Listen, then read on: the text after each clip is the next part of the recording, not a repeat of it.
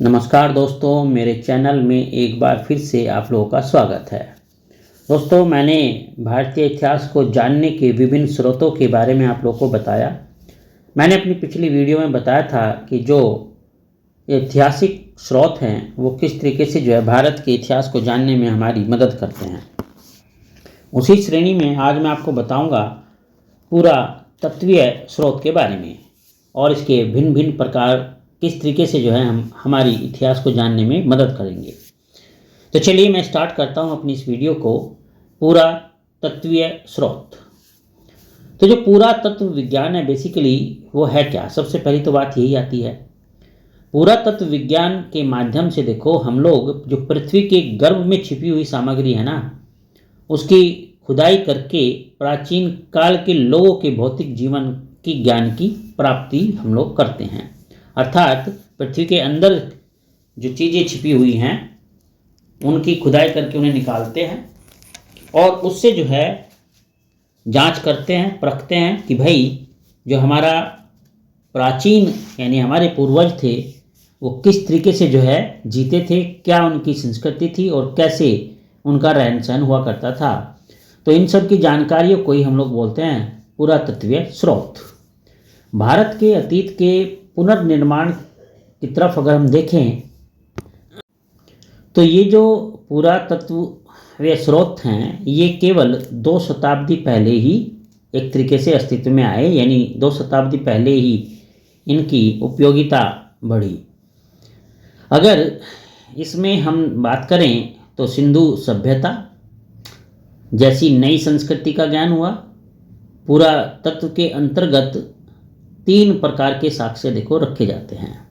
एक होता है अभिलेखीय साक्ष्य, दूसरा होता है मुद्रा साक्ष्य और तीसरा होता है स्मारक साक्ष्य।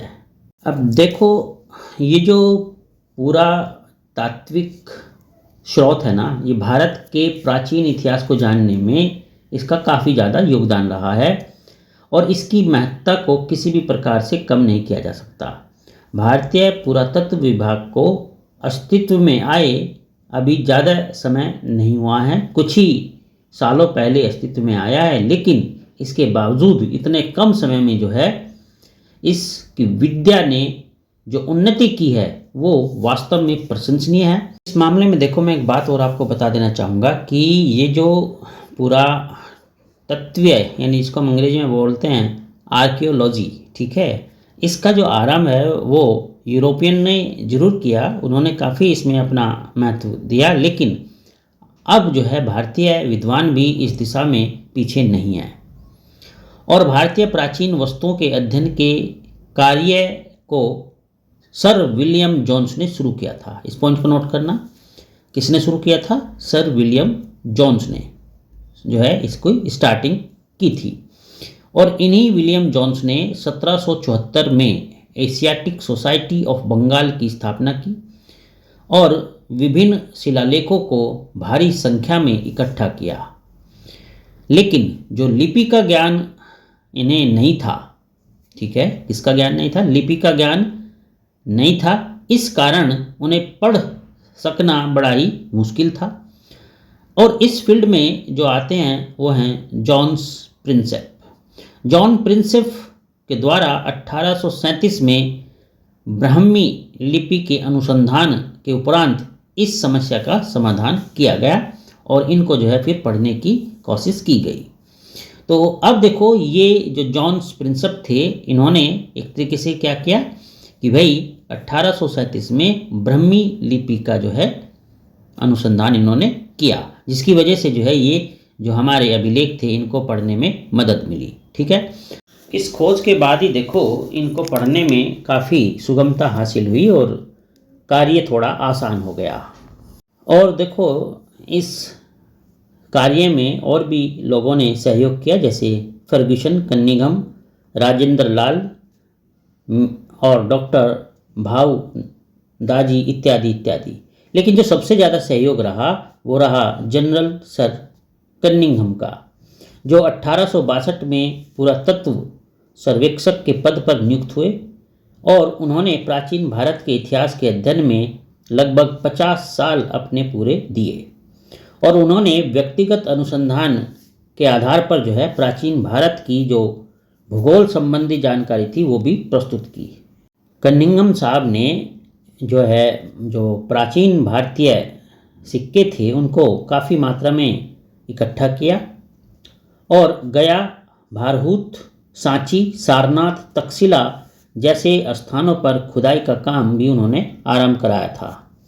इसके बाद लॉर्ड कर्जन ने पुरातत्व विभाग की स्थापना की और डॉक्टर मार्शल उसमें जो है पुरातत्व विभाग के महानिदेशक पद पर नियुक्त किए गए। इन डॉक्टर मार्शल के निर्देशन में जो है तक्षशिला की 25 वर्ग मील तक फैली भूमि की खुदाई की गई और वहाँ से जो है कई सारी उपयोगी जानकारियाँ प्राप्त हुई।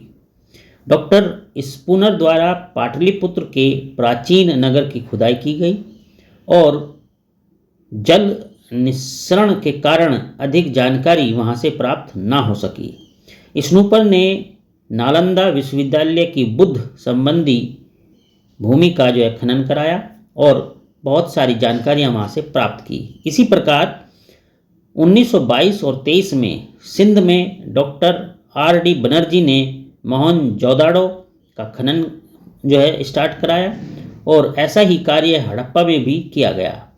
इन दोनों स्थानों से प्राप्त सामग्रियां एकत्र की गई और सर जॉन मार्शल ने सिंधु घाटी की सभ्यता पर एक विशाल ग्रंथ की रचना की।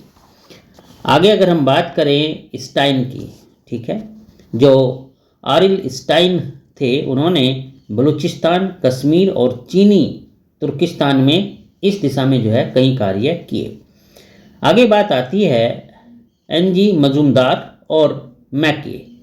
इन्होंने भी सिंधु घाटी की सभ्यता से संबंधित बहुत कुछ लिखा और आज अगर हम देखें तो विभिन्न भागों में पूरा विद्या संबंधित कार्य किए जा रहे हैं। तो मतलब ये कार्य अभी रुका नहीं है, ये कंटिन्यू है, इसमें और तरक्की हो रही है।